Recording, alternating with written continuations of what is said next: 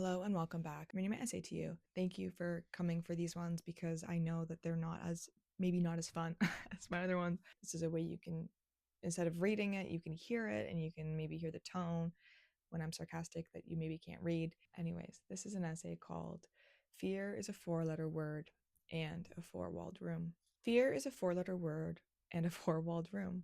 It is small and simple, contained and yet somehow expansive. The word rolls off your tongue easier than it is experienced, and the sound it makes still feels sharper than the act of pressing our teeth into our lip to will its noise. Like a four-letter word and a four-walled room, fear is ordinary. We expect it, so much so that we may take notice when the contrary is presented to us. We might say this room has a lot of walls, or too few. Its shape is odd or interesting. Our word is too long, and the syllables are maybe stretched or doubled or even quintupled. Maybe our tongue ties as we attempt to speak it. Though it is most certainly a four-letter word in the English language, it may be worth my while to defend the accusation of fear also being a four-walled room. Like all words, it is obviously not actually a room, but the word fear has meaning, and that meaning is our sense of threat and the emotion of perceiving the potential for pain. We're talking about abstractions. So, what better way to explain my thoughts than to use a metaphor? A room, like a feeling, is inhabited. Thanks to the limitations of our biology, we are keen to have emotions arrive all the time, even the unpleasant ones like fear. We live in and perceive the world through our feelings. Like a room, they take up real estate, they are spacious and hold the potential to be explored. We can, in an abstract sort of way, use our senses to comprehend a feeling like fear. We can ask ourselves how it feels to be afraid.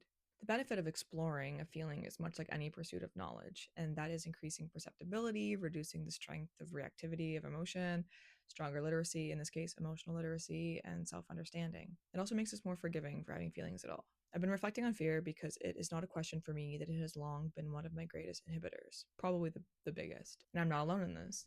We are incredibly afraid, all of us, though the subjects of our fears may vary. When I think of fear and overcoming it, I think of the path to bravery as some sort of clear cut surge of courage that overrides our fear.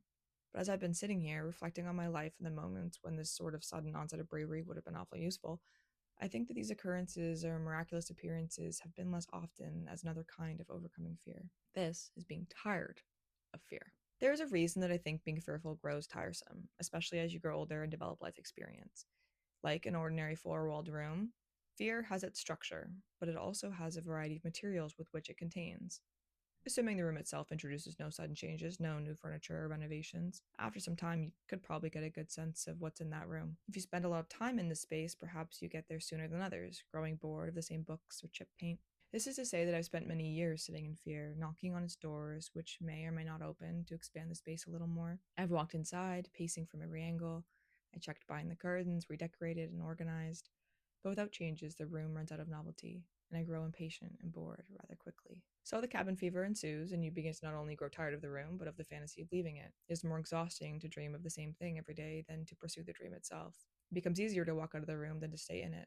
It becomes more attractive to take the risk of an unknown room than to remain comfortable. You see, there's nothing new this room could teach me. Our relationships to our feelings are much like those with rooms. Fear was not telling me any new stories. After every angle I could gaze upon the room, the shifts in perspective became less interesting.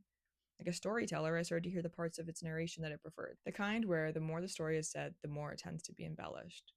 Fear played a game of telephone by and through the memory of the last time it was told. This is to say, it got old, those words, that feeling. So if fear is a room, perhaps it's not just the miracle of a sudden shift in our sense of threat, but in a change of our interests. Perhaps it is that our expectation of pain is overpowered by the familiarity of the feeling, and that it too is not worth sticking around for. This is not to say that fear is unreasonable or useless, or that it can be removed from our lives entirely, but it is to say that often as we get older, it is made obvious to us that our unconscious and self-limiting fears come from only a few select narrations, and they are painfully uncreative. So the room in ourselves must change, and we can do so slowly or all at once. We can make it more comfortable, change the flow of the space so it is not so easy to get stuck in the stories it is always told. We can introduce ourselves to new rooms, new sensations, or experiences that tell us there's more than what this room has to offer. There's a whole world out there, outside of this familiar room. Grow bored as you can, as quickly as you feel necessary. Be more inventive than the room. Allow its shape to reveal the skeleton of your worries and count them. Each rib, each remaining belief that holds you back. Fear is unimaginative. Joy, potential, curiosity, these are the endless pursuits that never grow old. They are boundless, not held together so simply. There is no need to be heroic, only exploratory. Change the room, leave the room, do what you need to understand it before you go. Come back for a while, like visiting your childhood home, a place of memory and infancy in the great expansive cosmos. Be held by the room, then grow into boredom. Fear is no match for curiosity. The unknown awaits. Fear is what you already know. That's it.